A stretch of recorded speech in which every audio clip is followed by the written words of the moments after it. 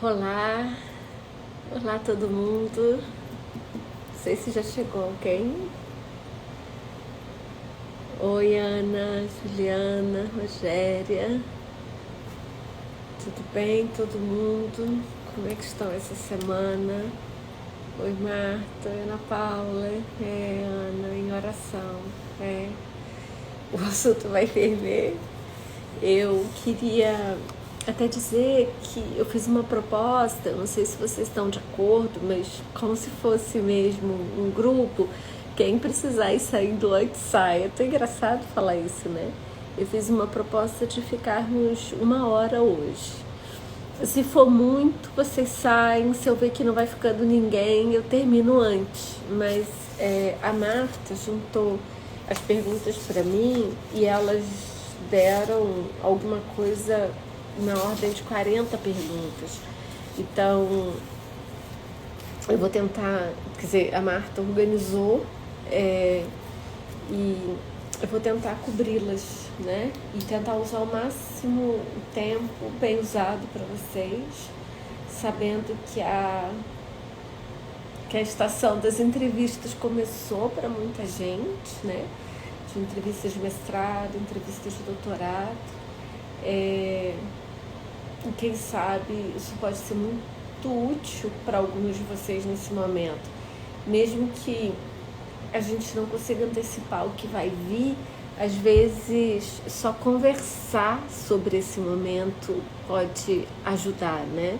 Ajudar a pensar, ajudar a antecipar o que pode ser. Eu sei que alguns de vocês já passaram por isso, ou porque já fizeram mais de uma seleção, ou porque estão indo para o doutorado. E cada entrevista é uma entrevista, né, gente? Tanto a gente muda, quanto as pessoas que estão do outro lado são diferentes. Então, cada entrevista é uma entrevista. Eu queria começar dizendo que nunca acredite que uma entrevista é sobre quem é você. Não é sobre o seu, o meu valor, sobre quem somos, ou seja, um julgamento sobre nós. Ele é um retrato de um encontro. Um retrato de um encontro que é repleto de tentativas de pessoas que querem acertar em selecionar, até os verbos são estranhos, né? Em dar boas-vindas às pessoas que parecem que estão preparadas para aquele momento, para aquela decisão da vida, e as pessoas que estão dizendo: eu queria fazer parte dessa comunidade. Mas é um encontro que tem muito poder, é um encontro que tem muito cacuete estranho. Então, tudo isso ao mesmo tempo, não é só beleza, né? Era para ser um momento bonito de boas-vindas, mas é uma seleção de julgamento, com estruturas de poder, com estruturas de controle, né? Então, que eu vou tentar responder a pergunta de vocês é como se fosse olhando pelo buraquinho da fechadura, desde o que eu já vivi. Num lado, quando fui estudante, no outro lado, muitas vezes em banca, num lado diferente, que foi ouvindo colegas nesse processo. Então, não tomem como verdades absolutas, porque podem ter ritos diferentes, podem ter tradições diferentes, pessoas diferentes fazendo esses encontros, né? Tomem hoje como uma conversa que tem algumas dicas, né? Sei lá, opiniões. Aqui realmente hoje está no campo das opiniões, tá? E que vocês tomam uma decisão do que serve ou não. Eu só queria muito dizer que não é sobre quem nós somos, nem pro sucesso ou para não ser dessa vez. Porque às vezes a gente também fica muito metida besta, né? Que a gente foi selecionado e às vezes não quer dizer nada. É um retrato. Diz que talvez a gente fez as coisas certas, que tem que ser celebrado, mas que isso não é determinante de que somos nenhuma genialidade, nenhuma coisa do outro mundo. Vai, Lorena, ficar gravada. A minha pergunta para vocês aqui é se vocês querem que eu deixe os comentários abertos ou se eu fecho os comentários. Eu vou esperar assim umas 10 pessoas aí responderem e aí eu fecho, eu deixo aberto e começo, certo? Sempre fica gravado no IGTV. Como ela tem 1 hora, a gente tem que ficar ali no limite, porque senão ela cai. Algumas pessoas dizem que não cai porque tem um selinho aí azul, mas eu nunca quis testar. Eu vou deixar aberto. Fecha. Bem, tô com 2 votos abertos, 3 votos fechados, 4 votos fechados, 5 votos fechados, 6 votos fechados. Acabou, gente, fechado. Vou fechar os comentários. Tá. Desativei os comentários e aí eu volto nos últimos 15 minutos, tá? Porque se eu não cobrir algo, dos últimos 20, porque se eu não tiver coberto alto. Então,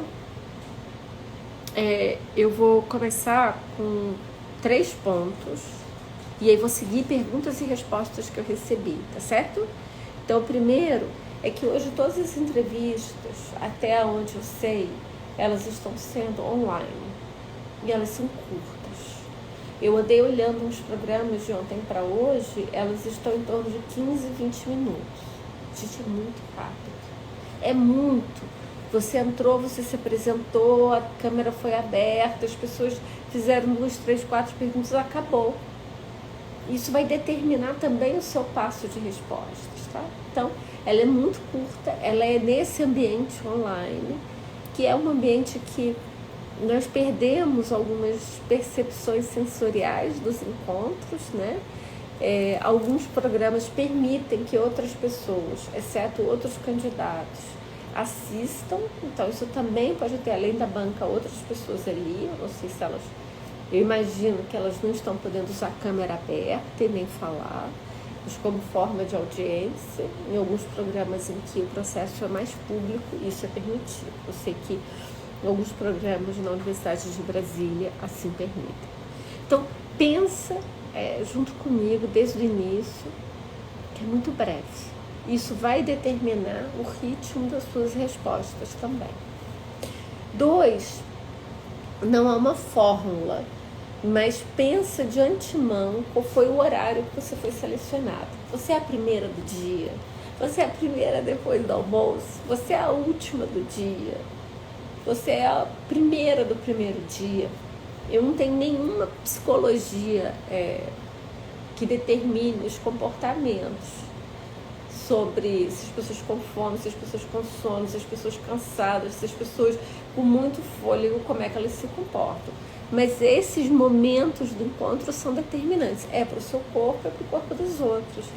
Então, aqui, seja sensível em emular como esse encontro vai ser feito a depender da hora do dia em que ele caiu a sua entrevista. Não há uma fórmula que eu possa dizer a vocês, é melhor ser a primeira ou não é melhor, mas há determinantes aqui. Vamos lá. Primeira pergunta. O que a banca espera de cada uma de nós? Aí a pessoa fez subperguntas. Mostrar que nós escrevemos o projeto, que temos domínio sobre os elementos de uma pesquisa, que temos conhecimento teórico. Eu diria que a primeira coisa que a banca quer saber é conhecer você. É parte daqueles encontros de que nós nos oferecemos a outra se oferece a nós. Que vocês podem chamar que são os encontros intersubjetivos. Há muito de objetividade aqui, né? Mas é isso, é esse momento do encontro mútuo, que vai desde saber que é você mesmo que escreveu aquele projeto, até saber quais são os seus interesses genuínos sobre aquele programa, sobre aquelas pessoas, sobre estar ali naquele momento. Então, o principal objetivo da entrevista é conhecer você. Mas não é conhecer você sobre suas preferências de cor, ou de roupa, ou de viagem. É conhecer você sobre suas ideias conceituais sobre aquilo que você escreveu no projeto. E eu diria a segunda coisa é que você está preparada para aquele rito que vai ser de 2 ou 4 anos, se for ser um mestrado ou um doutorado, do qual você se postula. Então, quer conhecer você para daí intuir pelas conversas que vão ter, pelas suas respostas, que você está preparada para se lançar. Preparada não significa, gente, que você sabe tudo, que você não tem nada a aprender, que o seu projeto está perfeito. Quando eu abrir aqui, se alguns de vocês já estiverem em processo de seleção, vai me causar muito espanto se algum de vocês me disser que tirou nota máxima no projeto. Não sei se ele vale 10, se ele vale 100, se algum de vocês tirou isso. Em geral, não cabe isso numa seleção. Se isso aconteceu, maravilha. Mas muito mais do que representar a perfeição do seu projeto, representa sistemas de ponderação de uma banca, que disseram, olha, vamos dar 10 para aqueles que são os melhores nesse grupo, vamos dar 9 para aqueles que estão, né, a uma distância dos melhores, vamos dar 8 àqueles que estão a mais distância daqueles que são os melhores. Mas nunca tome esse sistema de notas como um sistema de perfeição. Então, o que a banca quer saber? Conhecer você, saber que você está preparada para aquele trajeto de 2, 4 anos com aquele tema que você apresentou. Nisso, podem haver perguntas sobre qual é o seu objeto, qual é a sua hipótese, qual é o seu tema, ou sobre o percurso teórico, que eu vou abrir essas perguntas daqui a pouco. Vou para o segundo, tá, gente? Quais são as perguntas que uma banca costuma fazer? As bancas em que eu participei foram muitas. Em geral, a primeira, quando a tela vai abrir, eu imagino, eu dizer, olha, seja muito bem-vinda, é muito bom estar aqui com você hoje, muito boa tarde, muito bom dia. Não esqueça de dizer muito bom dia, muito boa tarde, porque nós ficamos tão nervosas que nós esquecemos, né?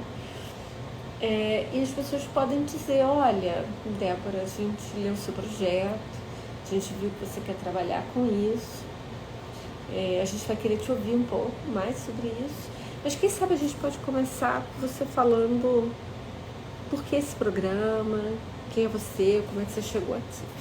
Vamos imaginar que a primeira pergunta seja quem é você. Essa é uma pergunta que é onde mais as candidatas se perdem. Que todas nós temos uma história né, longa sobre a nossa vida, que pode ir desde nossa trajetória de graduação, de mestrado, se tiver um doutorado, até coisas ainda maiores sobre como você trabalha, maternidade, no seu tempo da vida. E é um risco. Essa é uma pergunta extremamente arriscada, porque imagine que você tem 15, 20 minutos. Imagine que uma banca de 3, se cada um fizer 2 perguntas e você demorar 1 minuto para responder, já foram todas. Isso significa que controle o tempo das suas respostas. Treine respostas curtas, de 1 minuto e meio a 2 minutos. Diga isso quando for responder. Imagine que alguém me pergunta, Débora, muito bem-vinda. Quem sabe a gente pode começar ouvindo você sobre quem é você, por que você escolheu esse programa. Coloca um cronômetro aqui junto de você, sem tocar, né, gente? Em que ele, em torno de 1 minuto e meio, 2 minutos, você começa dizendo, olha, muito obrigada, eu fiquei muito feliz de poder, né, chegar aqui. Eu sei que é tudo muito diferente nesse ambiente virtual, eu vou tentar dar respostas curtas e, por favor, fiquem à vontade para pedir esclarecimento. Gastei 15 segundos. Você vai começar, olha, eu sou Débora, eu me formei nisso, eu tenho muito interesse por essa questão. Você vai pular para a justificativa do seu projeto, que é por quê. Por que isso? Mas você tem que cruzar o porquê com aquelas pessoas que estão ali, com aquela linha de pesquisa. Então, imagine que você está entrando na Universidade de Brasília. Você vai dizer, eu conheço melhor hoje o programa de pós-graduação em Direito da Universidade de Brasília, né? Então, eu diria, porque esse é um dos programas de vanguarda, de teoria crítica no país. É um programa em que você está na linha de, não sei, de direito internacional, você está numa linha de constitucional, você está numa linha de criminologia, você vai fazer um gancho com aquelas pessoas. Gente, nunca pensem que é como os manuais dessas coisas que dizem networking. Não é sobre isso, é de se falar a verdade, de ser genuína. As pessoas percebem quando a gente está falando a verdade. Então, por que quando eu li isso? Por que quando eu vi alguém falando sobre isso? Por que quando eu li a tese tal, orientada por não sei quem? Eu disse, essa aqui é a linha que eu quero seguir. Então, quem é você, gente? Não é uma confissão sobre a sua vida. Uma entrevista de seleção, ela não é uma entrevista confessional. Isso é muito importante. Aqui é Foucault, né? Essa pergunta de quem é você é uma pergunta do poder. Mas ela é uma pergunta feita que você tem que remarcar onde ela cabe ser respondida. Quer dizer, é por que você está ali? Quem é você para ser uma estudante? Então, você vai para a sua justificativa com o seu tema e algo da sua própria biografia, né? O quanto da sua biografia, essa dose é muito individual. Algumas coisas são muito essenciais em alguns temas, quando você estuda violência, você é uma mulher, quando você está trabalhando questões raciais, você é uma mulher negra, você é uma mulher indígena. Algumas coisas, elas vão ser percebidas na hora em que a câmera for aberta, porque uma entrevista é um momento de aparição e de reconhecimento. Outras não são. Mas a minha dúvida, e essa é uma dúvida que eu compartilho com vocês, se numa entrevista de 15 minutos, se você foi uma vítima de violência, se você é uma mulher que já fez aborto, se esse é o momento dessa confissão. Eu deixo para cada uma de vocês pensar sobre isso antecipadamente, ou se é mais estratégico, nesse tempo de 15 minutos que você tenha, de você mantê-lo num campo conceitual, em que você vai dizer isso é uma realidade de mulheres, de meninas, e de quanto mais vulneráveis elas forem no Brasil, e isso me toca diretamente querer pensar, e por isso eu me aproximei desse programa. Uma coisa importante de responder em quem é você, mais do que a confissão, é talvez dizer algumas pessoas com quem você trabalhou, que você sabe que aquelas pessoas da banca se conectam, ou porque elas se inscreveram juntas, ou porque elas trabalharam juntas, porque você começa a se comunicar com as comunidades que se reconhecem. E isso pode se dar, inclusive, se você está vindo de outro programa de pós-graduação, de outro estado. Né? Olha, porque se aquela comunidade de direito constitucional, de direito do trabalho, de antropologia da saúde, as pessoas são comunidades para além dos programas. E vale, talvez, mencionar. Pensa, junto comigo, como essa é uma pergunta das mais difíceis de responder e por onde você mais pode se atrapalhar na abertura da entrevista. Que ela, em geral, é a primeira. Você tem entre 15 e 20 minutos. E as nossas tradições orais de resposta a essa pergunta nos fazem ser cronológicas. Você vai dizer, eu entrei, eu fiz um PROIC, eu fiz uma pesquisa, eu fiz um mestrado, eu trabalhava. Você vai começar do agora. Por que agora aqui? Quem é você? Por que agora aqui? E aí daí você faz algumas aberturas, lembrando talvez 2 minutos, sobraram 13. Assumindo que não houve nenhum minuto gasto em ligar a câmera, abrir e dar bom dia. Tá? Então, vejam que, mais uma vez, é decisivo o tempo para você controlar aquilo que você considera que é importante de ser ouvido, daquilo que os papéis não são capazes de dizer, papéis no sentido da matéria, do seu currículo, da carta, da prova. A banca lê o nosso projeto, são pessoas diferentes. Cada programa pode variar nisso. Há programas em que os projetos são lidos por aquelas pessoas que você indicou, algumas daquelas pessoas que você indicou como possível orientadora. Alguns programas são a própria banca, não importa quem você indicou, que leu. Por isso, o meu conselho para você é assuma que aquela banca abriu o seu projeto na véspera, 10 minutos antes da sua entrevista. São centenas, se não milhares de pessoas numa seleção. Se foi outra pessoa que leu, ela tem ali uma ficha de correção sobre o seu projeto. Por isso que eles são curtinhos, né? E aquela pessoa abriu antes de entrar, olhou o tema, olhou justificativa, olhou objetivos, olhou alguma coisa de métodos e as referências bibliográficas. Mesmo que não tenha sido ela que leu, ela vai fazer essa leitura transversal. Então, assuma para a sua própria proteção, que pode ser que não tenha sido ela que leu em profundidade e ela fez uma leitura transversal. Por que isso é importante? Porque na hora que você for responder algumas coisas, não se ofenda se você tiver escrito e a banca estiver fazendo uma pergunta de algo que está. Assuma que você precisa esclarecer algo que ela quer te ouvir. E assuma sempre que podem ter sido pessoas diferentes, que é o seu pior cenário, e que aquela pessoa leu logo no início. Se surgir uma pergunta teórico-metodológica que eu não saiba responder, o que eu faço? Posso dizer que não sei e a pessoa ainda escreveu assim, socorro. Imagine que alguém fez uma pergunta teórico-metodológica que você não sabe responder. Você vai ouvi-la. Você vai dizer, como eu diria, certo, gente? Mas faça isso seu, porque eu repito, tem que ser genuíno. Você vai dizer, olha, eu jamais li Habermas, eu preciso confessar. Eu sei que o tema do meu projeto vai me demandar isso. Essa é uma das razões pelas quais eu procurei esse programa e essa linha, porque eu sabia que essa é uma questão que vai me ser feita. E eu espero muito, durante o mestrado, poder avançar. Ele não é um autor que faço de perseguir sozinho. O que eu fiz, no entanto, foi um caminho que eu me aproximava das questões habermasianas, porém, por esse daqui. Você vai assumir que você não sabe. Nunca tenta enrolar. Não acredita que aquilo da sala de aula, do enrolation da sala de aula, funcione aqui. Pode ser que funcione, gente, mas eu tento imaginar que não, né?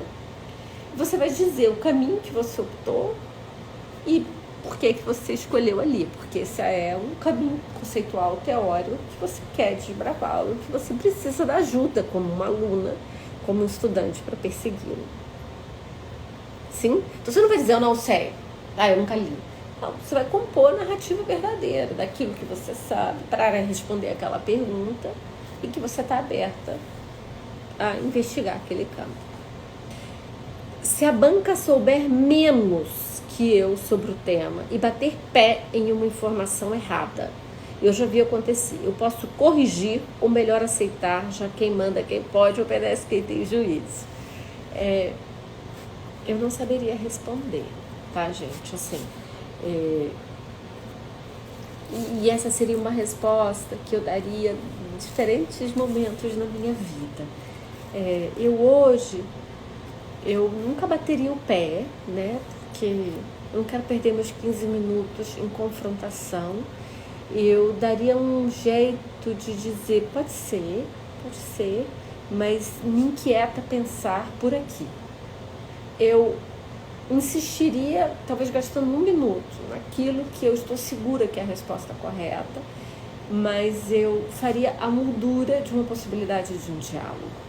Eu não faria a moldura de um confronto. Em algumas outras circunstâncias, em outros momentos da minha vida, eu não teria nenhuma dúvida que eu confrontaria.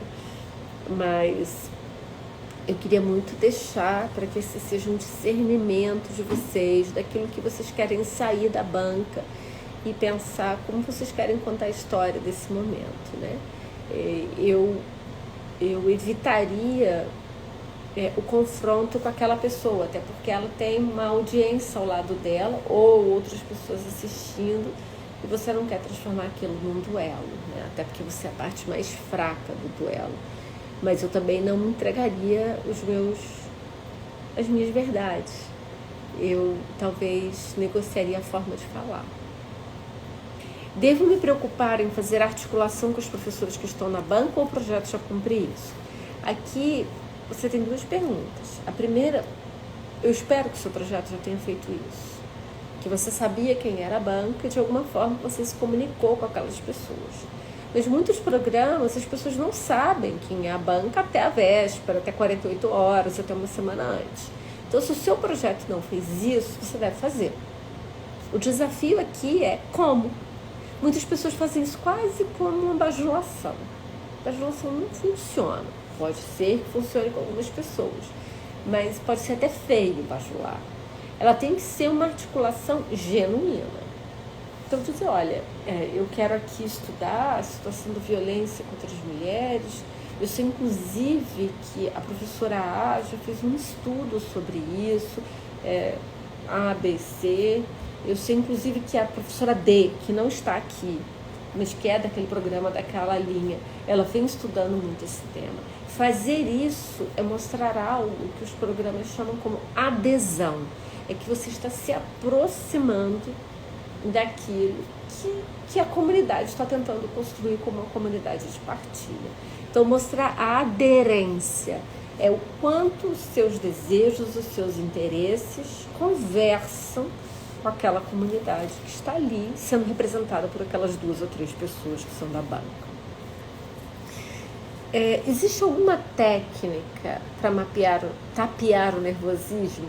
Na banca de falar em público eu falei, mas veja, vocês viram de novo, eu botei uma câmera aberta no nível que vocês estão vendo a minha mão. A mão é o nosso principal, sei lá, que nos entrega sobre nervosismo, né? Ou porque a gente mexe muito e fica assim, olha a confusão que fica. Então, quem sabe botar a câmera num nível que a sua mão não apareça, ou que você ocupe sua mão com alguma coisa aqui embaixo, né? E se você está nervosa, eu botei aqui uma coisa perfeita, eu botei aqui uma latinha de como se chama isso? Sei lá, esse negócio aqui. E imagine que você está assim.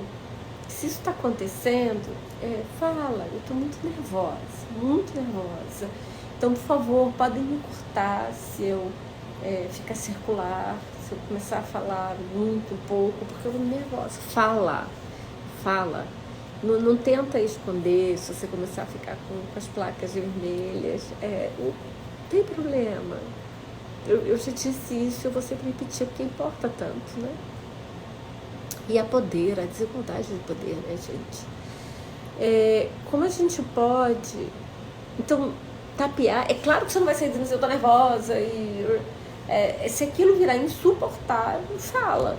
Mas se não virar insuportável, não tem problema nenhum tremer. Não tem problema nenhum ficar mexendo a mão, como eu mexo, tá? Como a gente pode assumir as fragilidades e as críticas ao trabalho de uma forma positiva? Eu aqui acho que são as perguntas mais bacanas que tem, que é dizer o seguinte, olha, eu escrevi esse projeto, a gente está em junho, né? Escrevi esse projeto em abril, maio, na época da seleção. De lá para cá, eu tenho estudado muito. Eu estudei as produções ainda mais recentes dos professores dos quais eu poderia trabalhar, que são dessa linha. Eu estudei algumas dissertações e teses recém-defendidas. E eu, inclusive, vi que uma coisa que eu fiz no meu projeto, que foi pelo caminho A, eu talvez poderia ter ido por B. E isso foi muito importante. Então, eu não sei se cabe eu explicar como eu mesma já leria o meu projeto de outro jeito. Não é que você mudou o tema, né, gente? Mas num detalhe que pode explicar algo que você percebeu que estava ali. Até porque muitos programas de ciências humanas pedem isso, né? Problema, objetivo geral, objetivos específicos, hipótese. Muitos projetos não cabem hipótese, e você sai inventando o que seria uma hipótese. Só que você não vai dizer para eles, gente, que edital xixelento esse, né? De pedir isso e não caber. Que é uma linguagem, então você está conversando.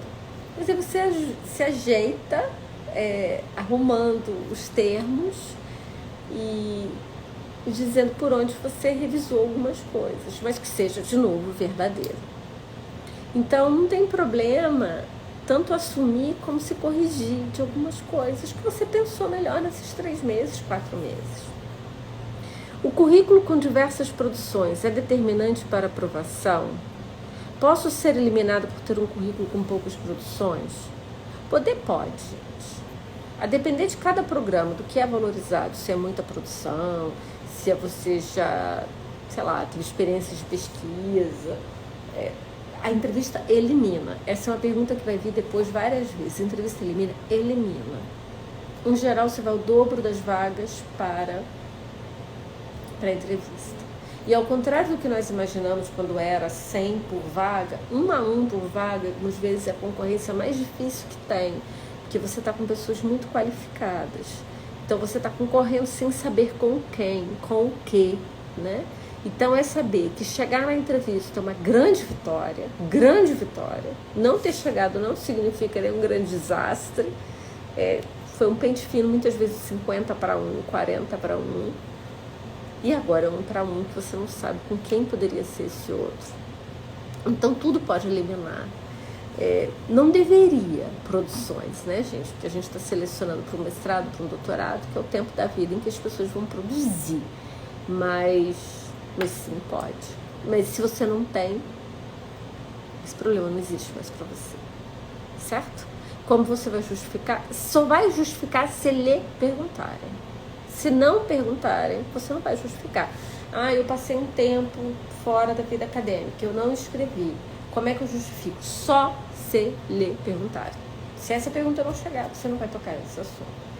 A primeira das produções é dizer, é muito difícil produzir como um estudante ou como um recém-formado solo independente. Por isso a importância das linhas, dos grupos, do ingresso na pós-graduação. É de começar a escrever junto, de participar de grupos. E por isso que você fez um projeto do qual você está disponível ainda para alinhá-lo ainda mais àquele programa. Então, justifique exatamente em termos do seu interesse na pós-graduação, que é verdadeiro, né? Devo insistir em uma metodologia pouco comum ao programa que pretendo me candidatar? Eu diria que menos do que insistir, você tem que mostrar que você está aberta a se transformar. Uma entrada numa pós-graduação é um convite a uma abertura que você está aceitando, que as pessoas estão estendendo o convite para aprender, para ampliar os horizontes. Insistir em algo é como dizer, eu sei o que eu vou fazer, eu preciso muito pouco dos outros. E nós estamos entrando na pós-graduação para isso, para se esticar no pensamento, né? Então, se as pessoas disserem a você, olha, você quer um método que é muito pouco provável que você consiga fazer um mestrado, um doutorado, ainda mais com Covid, por que você vai insistir se eu estou aberta a escutar? Eu desenhei baseado ou nessa minha experiência ou no que eu havia pensado, mas eu estou aberta ao processo de aprendizado, ao processo de troca que vai estar aqui. Então, eu não faria defesa propriamente dita, eu faria um acolhimento da abertura. Como lidar com questões que julgam o fato de trabalharmos, ainda mais com isso de educação exclusiva que você imagina, com falta de bolsas? Eu diria que essa é uma pergunta muito importante, que deve vir muitas vezes e que todas vocês têm que estar preparados. Como você pensa em conduzir um mestrado trabalhando? Se você já tem experiências prévias de fazer isso, diga que você já fez, que você sabe que você consegue. 2. Se você consegue, por exemplo, no seu trabalho, licenças na fase da escrita, diga isso. Que durante a fase da escrita você vai requerer licença para poder se dedicar integralmente. Se você acha que você vai conseguir tirar férias para daí escrever, diga isso. Tenha um plano sobre isso, que é o uso do tempo. Assim como o tempo da entrevista tem que ser pensado, é genuíno que as pessoas perguntem como você vai conciliar algo tão intenso como uma pós-graduação com a sua vida do trabalho, com a sua vida de cuidados, com a sua vida, né? Então não considere essa pergunta ofensiva, considere a sua pergunta sobre transparência. Até porque, gente, os atrasos na pós-graduação, eles não são só sofridos para você que atrasa, para mim que atrasa, para o outro que atrasa. É uma vaga de alguém que não entra. Cada aluno que não defende é uma vaga que não consigo abrir para outro entrar. Então essa é uma pergunta muito genuína dos professores, das professoras. Então fale a verdade e tenha um plano para apresentar das suas férias, de licenças que vocês tenham, de redução de carga, tá? Quais perguntas podem nos surpreender e como nos preparar para o elemento surpresa? Eu não sei se vocês já ouviram falar disso, da teoria do cisne negro. Depois vocês olham aí. Essa é uma pergunta sobre quase se eu sou capaz de antecipar o cisne negro, né? Perguntas surpresa. Pode vir de tudo, mas em geral as perguntas se repetem. Vocês mesmas me colocaram 2 temas que me causaram muito espanto que alguém um dia pudesse fazer. Uma, que alguém fizesse entrevista em inglês. Eu nunca vi isso na minha vida. Nunca. Se isso acontecer, a mim é assustador. Porque nós não pedimos ninguém que fale inglês na pós-graduação. O máximo que pode se pedir, olha lá, né? Que eu tenho dúvidas, é leitura em outro idioma. O segundo, uma pessoa disse que uma vez eu vi uma pergunta, como você espera que você vai contribuir para a avaliação da CAPES do nosso programa? Essa era daquelas que eu teria uma vontade irresistível de responder com desaforo, mas eu diria que não deve, né? Então, imagine que essa pergunta venha, como você espera contribuir para a avaliação CAPES do programa? Cumprindo prazo, participando dos grupos de pesquisa, se alinhando às linhas de escrita e pesquisa da possível orientadora, participando de possibilidades de escrita conjunta ou de pesquisa conjunta. Em casos de perguntas muito pessoais ou subjetivas, como responder sem botar tudo a perder? Isso é muito difícil, muito comum às mulheres, né? Especialmente as mulheres negras, as mulheres indígenas, as mulheres com deficiência, as candidatas trans. Eu diria, eu posso estar errada, tá, gente, nessa? E aí eu esteja respondendo com o meu fígado. Que lado é o fígado, gente? Eu esteja respondendo com o meu fígado. Eu prefiro não responder.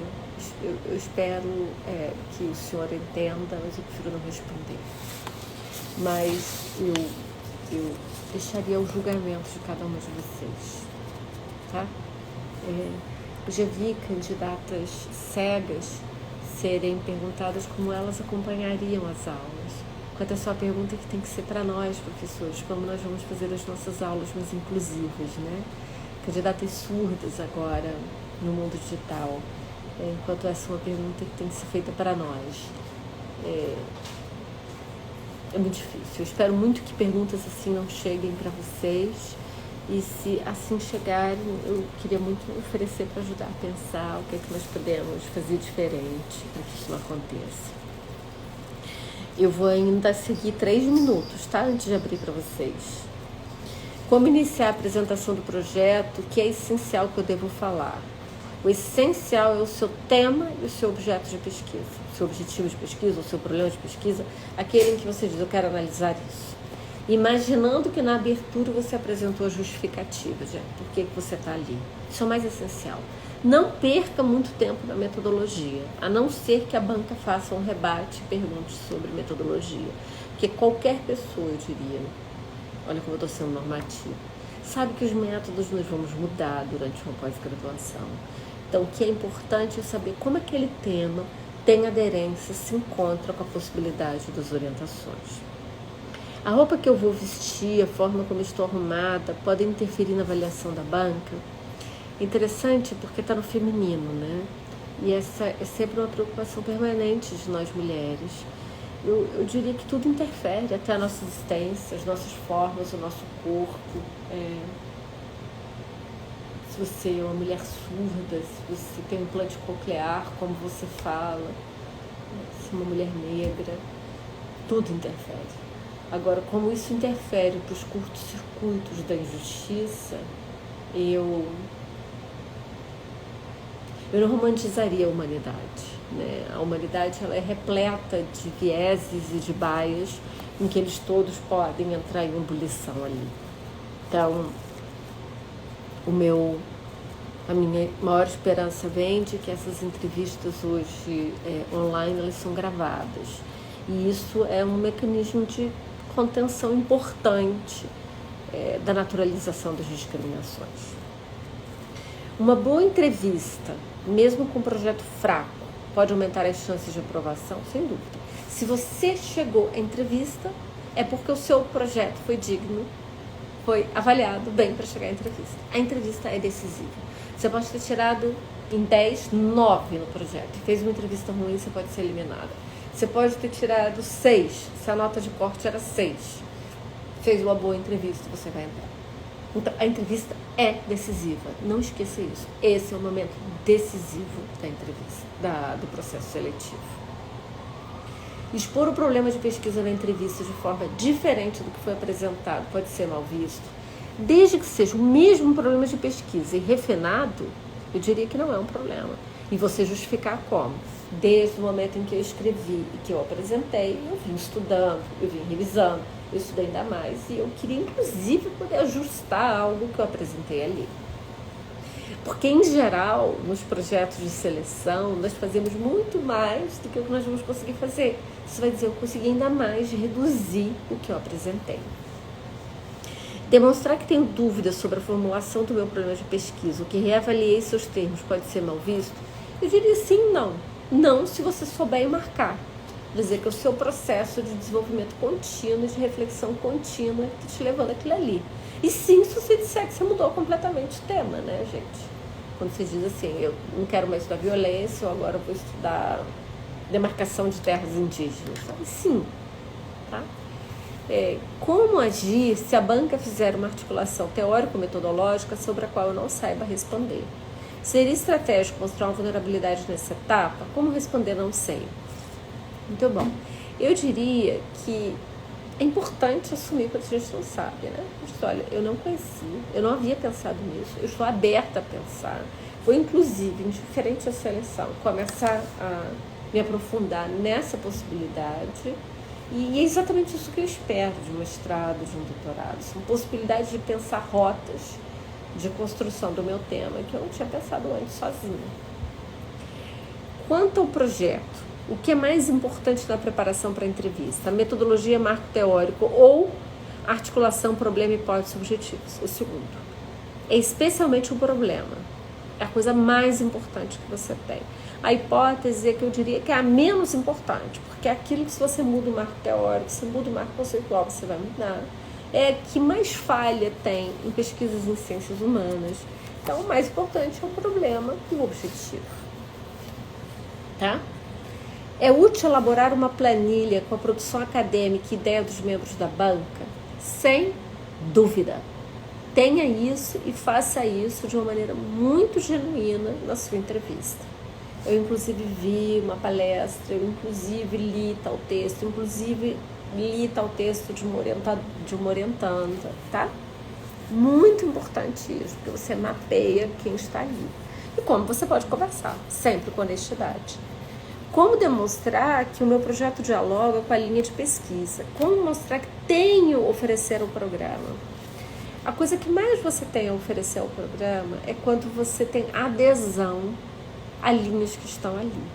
Por quê? Não é que você tem uma subordinação às linhas, é porque você vai fazer aquela linha crescer. Aquilo que aquele programa considera que precisa ser pensado no tempo presente. E você é um elemento, uma chave, uma peça que vai mover. Então, quanto mais você mostrar adesão, mais você mostra que você tem a oferecer, a contribuir ao mesmo tempo que você vai trocar. Tá? Entrevistas podem de fato eliminar. Eu disse que sim. Que questões podem de fato eliminar? Acho que você não responder. Não é não responder, não ser, que você não responder. E que forem decisivas. Quando alguém disser, você tem problemas de elaboração de sua questão de pesquisa, ela está confusa e você não conseguir ali clareá-las e resolvê-las. Tá? As perguntas da entrevista são apenas sobre o projeto. A banca pode me perguntar sobre a bibliografia apresentada no projeto final. Poder, a banca pode. Agora, lembre que são entrevistas hoje de 15 a 20 minutos. É muito mais razoável que isso se mantenha em torno do seu projeto, sobre quem é você e a adesão e suas condições para cursar uma pós-graduação. Como administrar o tempo durante a apresentação? O que devo priorizar? Como eu disse logo no início, eu vou abrir para vocês falarem. Tente fazer respostas de 1 minuto e meio, 2 minutos. Aí você está imaginando que você vai conseguir responder 5 ou 6. Entendem? É uma entrevista inteira em torno de 5 ou 6 perguntas. Se você falar 5 minutos uma, nos seus 15 minutos, 20 já começou a acabar, tá? Então é priorizar objetividade. Tente não abrir. Todas nós, né? Isso é uma característica da nossa forma de pensar brasileira. de contação de histórias, a gente vai abrindo chavezinhas, como eu fiz agora. E aí nós nos perdemos na narrativa.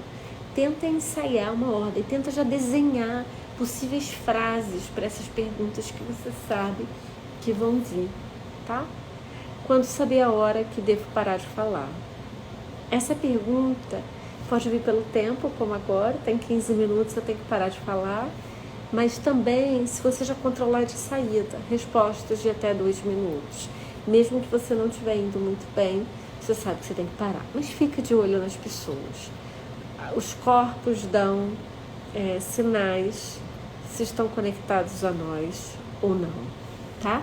Eu vou abrir os comentários para ouvir vocês, porque aí eu vejo, tem mais 2 perguntas aqui enquanto vocês começam a aparecer.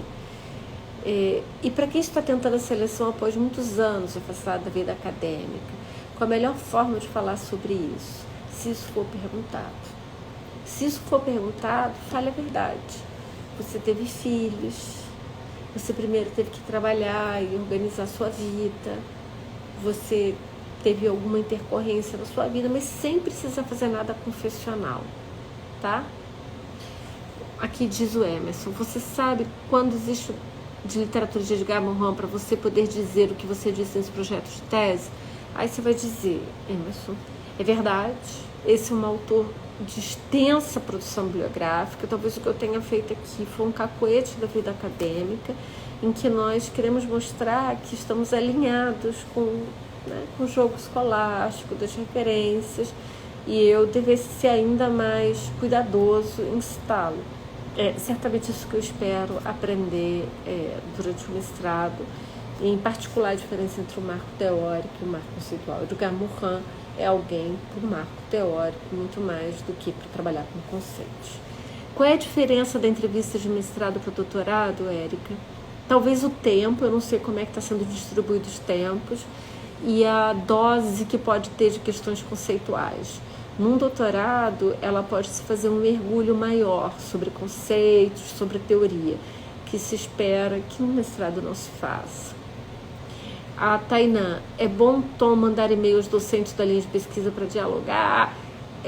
Isso eu diria que, em geral, se foi antes da seleção, antes de você ser selecionado, sim, porque em alguns você precisa já ter alguma aderência, alguém que diz, eu me interesso por esse projeto, mas estuda muito esse programa antes de fazer isso, tá? O que fazer quando não se entende a pergunta mesmo após a reformulação? Jéssica, você tem 2 opções, eu diria. Uma é dizer, professores, eu acho que eu estou tão nervosa que não estou entendendo a pergunta. Eu vou dizer o que eu entendi. Vocês querem saber como é que eu estou citando Edgar Morin, apesar de não ter lido integralmente? Faz uma parafraseação, porque quem sabe outra pessoa ajuda. Não sai dizendo qualquer coisa, porque uma das coisas muito comuns na seleção é dizer, ela não respondeu aquela minha pergunta, tá? A Al Carvalho diz, na minha entrevista perguntaram sobre disponibilidade para pesquisa e também sobre aderência.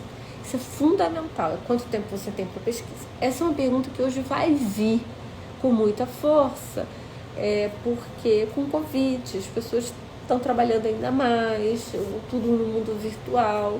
Então, por exemplo, uma das coisas que você pode dizer, entre desenhar um projeto e hoje, eu imaginei que nós já teríamos aulas presenciais. Eu vejo que não, então é algo que eu tenho que mudar no projeto, porque eu vejo que ele vai ter que ser ainda mais enxuto para ele ser realizado na realidade que nós estamos vivendo. Como responder a pergunta sobre disponibilidade de tempo e interesse e necessidade da bolsa? Diz a nobre Anne. Se você precisa de bolsa, diga. Eu preciso de bolsa porque eu quero me dedicar integralmente à pós-graduação. Se você não precisa de bolsa, diga também, eu não preciso, eu vou continuar trabalhando, mas eu consigo organizar o meu tempo, eu já fiz isso e eu sei que eu consigo. Ofereça a confiança que você tem uma confiança, tanto que você está se candidatando, né? Passei no projeto e parecia que eu tinha ido muito bem na entrevista, porém eu não fui selecionada. Depois alguns colegas me disseram que pode ser por causa do Lattes. O currículo, alguns programas, o currículo está na fase do projeto, outros o currículo é uma fase à parte. Então, analise no seu edital aonde está o momento da fase do currículo. Ele já pode estar na fase da entrevista e pode ser uma das razões. Alguém disse, eu fui chamada para entrevista, mas as pessoas não foram divulgadas. É uma boa prática divulgar, gente, quem são os entrevistadores. Eu recomendaria muito que, no programa em que você estiver fazendo a seleção, os representantes discentes façam pressão para se divulgar quem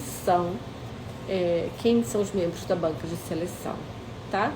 Estudar bem o edital, como diz a Adri, é fundamental, porque nós lemos mal, né? A gente lê mal o manual, o edital. Se você tem condições, disse a eu, Gabriel, de trabalhar e não tentar bolsa, ou é sempre importante tentar bolsa? De forma alguma é sempre bom tentar bolsa. Sua honestidade, inclusive no momento de restrição de bolsa, é muito importante você dizer, eu não vou precisar de bolsa porque eu vou continuar trabalhando, tá? A Mais Silva diz, a banca pode ver como problema morar em um estado diferente da universidade ou isso não aparece na banca? Essa é uma pergunta super importante, mas desculpa eu não ter lembrado. Eu acho que você já tem que se preparar, as pessoas vão perguntar onde você mora, ou elas já sabem, se elas perguntarem. Eu vou perguntar, você vai vir para Brasília, para São Paulo, ao contrário. Você vai dizer, olha, eu não estou vacinada nesse momento, eu não sei a idade de vocês, mas imagino que não estão. Então, eu vou cumprir com as regras que forem as regras de saúde pública da universidade. Quando a universidade voltar às suas atividades presenciais, eu estarei preparada para cumprir os requisitos que assim forem determinados. Enquanto elas forem virtuais, eu tenho todas as condições de acompanhar o curso virtualmente, certo? Então, isso é muito importante de ser dito. Ser dito que você vai cumprir com as regras de saúde pública, você não está vacinada, que até onde você sabe, aquela universidade que você está fazendo a seleção, ela não retornou às suas atividades presenciais. Alane, a minha experiência na entrevista me surpreendeu. Estive com 2 pessoas generosas e acolhedoras. Eu afirmo a minha felicidade de encontro em 15 minutos. Isso é super importante, né, gente? E eu não sei, né? A humanidade é muito diversa, mas eu iria de coração aberto para esse encontro, se eu pudesse dar esse conselho a vocês nos nossos últimos minutos. A vida acadêmica tem uma série de perversidades, de maldade, de crueldade, mas ela tem seus momentos de beleza. E eu espero muito que seja de vocês agora, né? Porque eu sei, Dri, que tem boas, que tem outros meia boca, mas não sei, quem sabe esse momento da vida está tocando a todas nós, né? De fazer crescer a generosidade em nós, porque senão a gente vive do quê, né? A Ivanda diz, ler o edital é essencial, já perdi a oportunidade por vacilo, sem dúvida. Desde horários, de como é que... E agora é tanta coisa difícil, gente, que é o link, quanto tempo chega antes, aonde você espera, estuda tudo isso antes, faz um checklist antes. Se possível com outra pessoa ao seu redor, uma listinha dizendo, eu tenho que ter o link, eu tenho que ver a minha conexão, se a conexão da minha casa não é boa, como é que eu vou evitar ruídos. Planeja esse set, o que é que vai estar atrás de você, se você vai usar um fundo falso, aqueles que você pode colocar.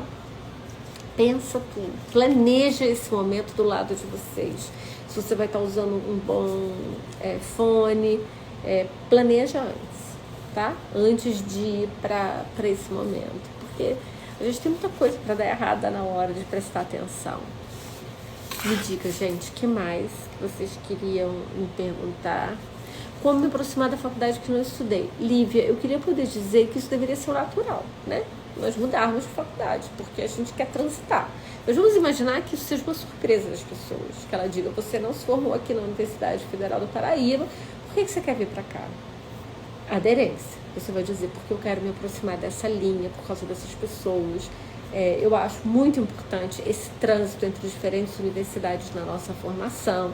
Eu fiz a minha graduação, não sei aonde, na Unicamp, e eu quero agora estar na Universidade Federal da Paraíba, porque aqui é um grupo de pessoas das quais estou estudando esse tema, das quais eu gostaria de me somar a elas. Não deveria causar surpresa, deveria ser o natural as pessoas estarem transitando. Cursar como aluno especial é uma peça muito importante, Porque você vai dizer, olha, eu já vim cursando algumas disciplinas como aluno especial, eu já conheci a professora A, a professora B, dessa linha de pesquisa, e isso me deu ainda mais certeza que eu quero aqui fazê-lo. O Henrique diz como ser sutil sobre orientadora sem ser bajulação. Henrique, você sabe fazer isso. Você sabe fazer elogios, todos nós sabemos, sem ser bajuladora. E especialmente se a orientadora não estiver ali. Né? Tenta se manter no nível mais conceitual, mais teórico, mais da contribuição daquela pessoa à vida acadêmica possível, certo? Tenta não fazer essas coisas assim, eu sou fã, eu gosto. Não, mantém uma linguagem sóbria, e todas sabemos, gente, não há nenhum problema em dizer que nós admiramos, que nós gostamos e que nós queremos nos aproximar daquele grupo de pessoas, né? Quando você não quer mudar de universidade, não há problema nenhum. Você diz, olha, eu me formei aqui, eu tenho muita admiração pela linha de pensamento, de pesquisa dessa universidade, e eu gostaria muito de continuar aqui, por isso que eu estou fazendo a seleção para o mestrado e para o doutorado aqui, tá?